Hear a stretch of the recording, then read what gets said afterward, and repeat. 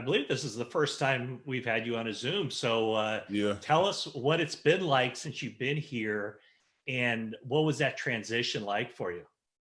Yeah, it's been nothing but good, man. The guys in the D line accepted me immediately as I got in. It was just learning, obviously, the system. Learning the system didn't take me long. Just it was more so learning the techniques of the system. First time being a very like wide nine kind of attack kind of scheme, so it was a little bit different to get certain kind of habits out the way, and then learn how to rush and play in this system, being on the outside. So. Uh, Learning the scheme wasn't hard, but adjusting to how to play in the scheme was a little bit of a challenge. How have you liked being utilized in that wide nine role? You know, when you look at the advanced stats and stuff, your win rates and stuff are actually pretty high. That I think goes unnoticed. Do you feel like this system gives you a better opportunity? Yeah, it allows me. I remember when I first got here, and Chris was telling me that this system will allow me to use my explosion, my length, and my power more, because you get a build up to the tackles, and using my arm length, power, and strength that I have, it's allowed me to be able to move guys easier. Allowed for my power to show more. So anytime I do use an outside rush, it's more effective. So it's been good. Definitely like it.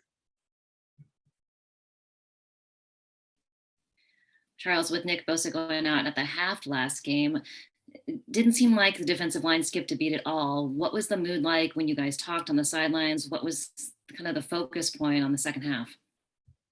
I mean, just it's a playoff game, so regardless of who's out there, you got to do your job. You got to execute. You got to make plays. I would remember I had talked to the guys on Saturday. And I said, big time players make big time plays in big time games. So if you out there and playing, that's the kind of mold that you got to fit in, no matter who's out there.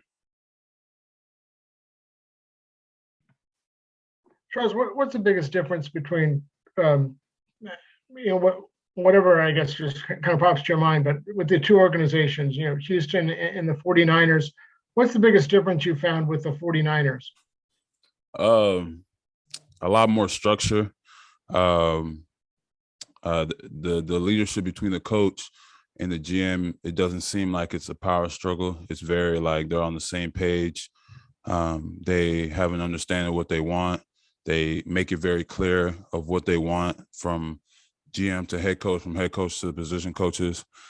And it's not like it's not a circus show here. You guys definitely have things down packed, and you know what you want at the players. The coaches know the expectations, and it's sought out and said.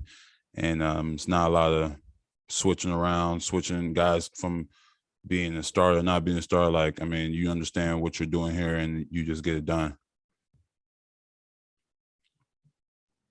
Charles, this is a place that they've invested a lot in their front line, and obviously the front four is asked to do a lot, basically not blitzing much and all that. How much is that kind of ingrained in you right away? Like the expectation is that you guys are going to kind of set the tone for the entire defense.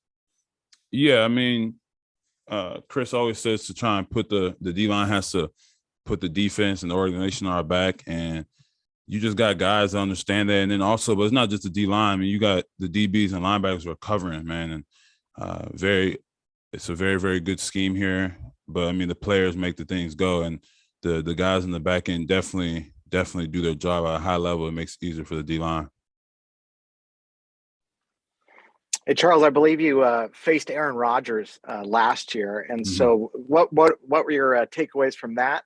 What are your preparations looking like this week in terms of facing him? How fast you guys got to get to the ball? Yeah, I played against the Packers last year, obviously with Houston.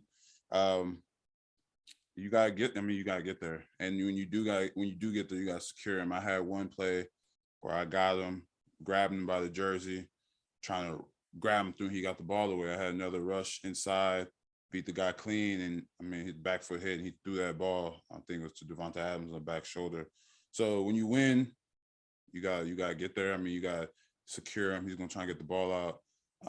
Gotta rush smart and understand that you can't get frustrated because you will get the ball off fast sometimes. Just when opportunity hits, you gotta make the most of it. Charles, two questions for you. Since Trey Lance is playing Aaron Rodgers in practice, how did he look doing that this week? And then also Arden Key kind of felt like it was a breath of fresh air to get to the 49ers. Did you kind of feel that same kind of rejuvenation when you got to the 49ers? Trey's always done well since I've been here as far as giving us a look. Trey, I knew Trey kind of before I got here. So always had a lot of respect for him, and you know, he's a top draft pick, and he's doing like the little dirty unseen work as a top pick, you know, and with no complaint at all. So very, very big shout out for him. And then, yeah, definitely a breath of fresh air for sure. This year has been a long year for me personally in my third year. My third year didn't go as far as early on how I thought it would be coming off my second year.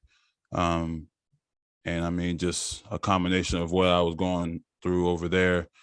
So coming here was definitely a breath of fresh air. I love it. The organization has, like I said, has a lot of structure.